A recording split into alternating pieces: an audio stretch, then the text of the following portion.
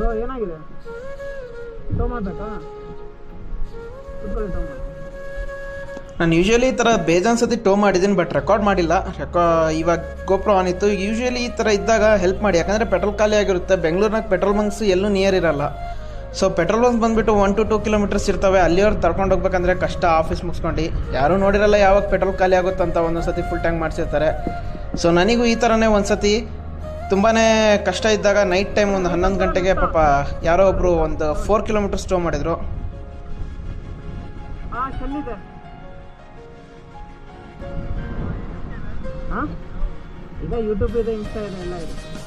Mark ಲೆನ್ಸೇಷನ್ ಅಂತ ಲೆನ್ಸೇಷನ್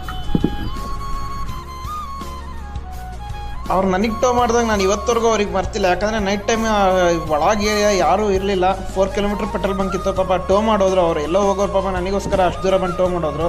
so ಆ help ಇದ್ದಾರಲ್ಲ, ಅದು ಮಾತ್ರ ಜ್ಞಾಪಕ ಇಟ್ಕೊತಾರೆ ಜನ ಮಾತ್ರ. ಬೇರೆದೇನೋ ಜ್ಞಾಪಕ ಇಟ್ಕೊಳಲ್ಲ ನಾವು ದುಡ್ಡು ಖರ್ಚು ಮಾಡೋದು. ಈ ಥರ ಇದ್ದಾಗ ಹೆಲ್ಪ್ ಮಾಡೇ ಮಾಡಿ.